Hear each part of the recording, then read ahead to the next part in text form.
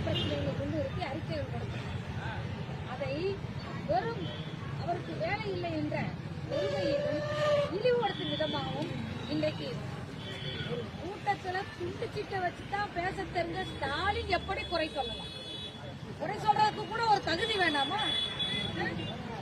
தினந்தோறும் அறிக்கை கொடுக்கிறது, வேலை இல்லாமல் அறிக்கை கொடுக்கிறார் என்று சொன்னால் இது எவ்வளவு பெரிய கோமாளித்தனத்தை இந்த முதலமைச்சர் அவர்கள் நடத்தியிருக்கிறார்.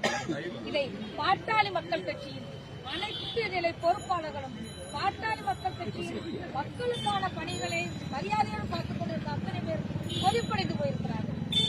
மருத்துவர் ஐயாவின் அறிக்கைகள் பாட்டாளி மக்கள் கட்சி மட்டுமல்ல, தமிழகம் அடுத்த 20 ஆண்டுகளுக்கு என்னெல்லாம் செய்ய வேண்டும் என்று தீர்வுகளோடு அணுகுகிறது. இதை வெறும் கதை என்று பேசுகின்ற, வேலையில்லாமல் எழுதுகிறார் என்று பேசுகிறார் என்றால் கலைஞர் முரசொலியில் எழுதினாரா? வேலையில்லாமல் எழுதினாரா? சட்டமன்றத்துக்கு போகாமையே 90 வயசுல உட்கார்ந்து அவரை வேலை இல்லாம போக நாங்க சொல்லலாமா?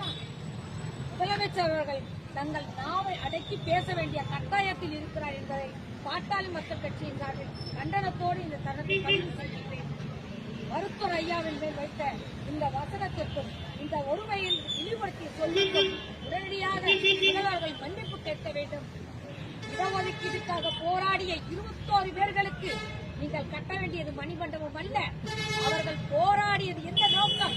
அந்த நோக்கம் ஈடேறும் வகையில் 10.5 சதவீத இடஒதுக்கீடை நீங்கள் அன்னைக்கு அறிவித்திருந்தால் இன்னைக்கு உங்களுக்கு ஐயாவும் பாராட்டு.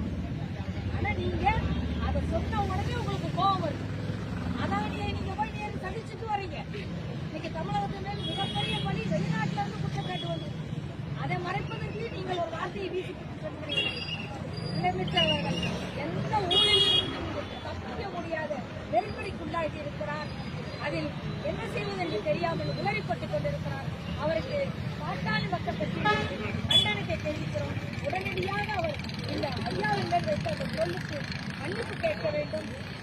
இடஒதுக்கீடு மணிமண்டபத்தில் சிறப்புகளாக மட்டுமில்லாமல் உயிர்நீத்த தியாகிகளுக்கு நீதி சொல்லும் வகையில் இடஒதுக்கீடையும் அறிவிக்க வேண்டும்.